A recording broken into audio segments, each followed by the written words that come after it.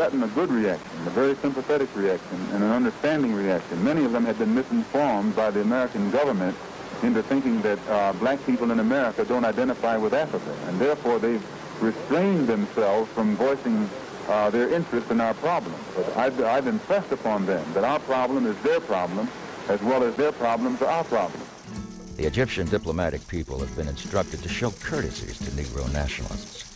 Nasser's diplomatic people, who normally would not associate with temple-type low-class Negroes, now go out of their way to flatter them. Some weeks ago, our source called on the secretary to advise the department that through contacts of his in Harlem, he had had rather significant indications that money in support of extremist Negro groups in the recent riots was being derived from certain UN missions. Specifically, he named UAR, Ghana, Cameroon, Algeria, and surprisingly, Nigeria. The matter is obviously one of great political sensitivity, both internationally and domestically. The department considered the matter one of sufficient importance to discuss with President Johnson, who, in turn, asked Mr. Hoover to secure any further information. Now, one thing, though, I do want us to be clear on, it wasn't so much Islam, but clearly Malcolm's internationalism clearly played was a major motivating force that explained why the Bureau did not want to pull back some of the things that they were doing behind closed doors and flaming the fire.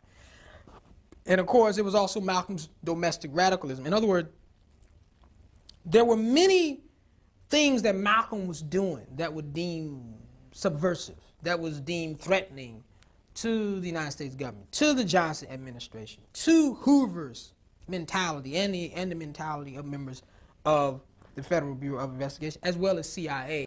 And here was Brother Malcolm traveling around through Africa, equating, and in essence, saying that the United States was in no position to be talking, telling the rest of the world, giving the rest of the world lectures because of the things that were going on in this country.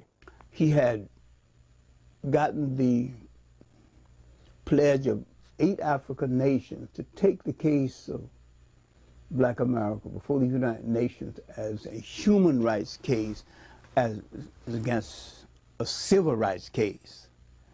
And I do not think this nation wanted to suffer the embarrassment of having that done.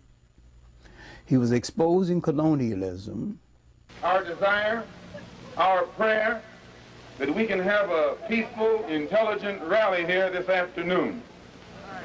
But at the same time, we see that they have surrounded us with many of their own agents in uniform and out of uniform. They're going to use techniques that they were already using anyway against other groups, during the war, even before the war, specifically communist groups.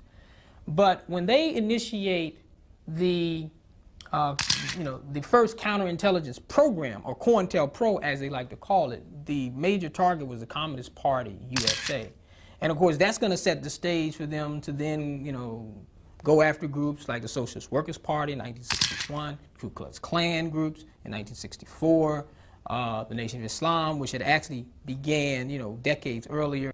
Counterintelligence deals with first getting the information and then using the information, or using some type of scheme, some type of program, some type of technique, some type of activity in order to hurt, in order to discredit, in order to disrupt, in order to destroy, or they like to use the term neutralize, which is kind of like an all-encompassing term, which means to weaken to the point that it's no longer a threat. Now, one of the keys to counterintelligence, though, is to plant a seed and then to rely upon people to react to that seed a certain way. And if they give you the reaction that you want, then a lot of times that will accumulate in you achieving your goal. Now, another point that you want to be clear on is that one of the things that counterintelligence has used for a very long time is simply to exploit existing weaknesses of people. Jealousies and envies, personality conflicts, anything that they could use in order to weaken a target. Chicago also feels that any anonymous letters or calls at this time could possibly identify the source of the information and could, instead of causing disruption, solidify the royal family and Malcolm. One of the unique things that the Bureau liked to do, you know, which helped to cause division inside the ranks of the leadership of the nation, they would draft a letter that was very critical of Malcolm. And then what they would do is they would then send the letter to some of Malcolm's enemies inside the ranks of the national leadership.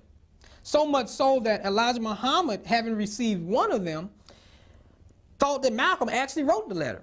All they wanted was for you to think that this is a legitimate letter, take the information in it seriously, and if it can plant a seed of dissension, if it can plant a seed that could cause some type of division, it was a successful counterintelligence apparatus. Now, something else that the Bureau also did as far as a nation, which was vintage FBI, was they planted newspaper articles. They have a course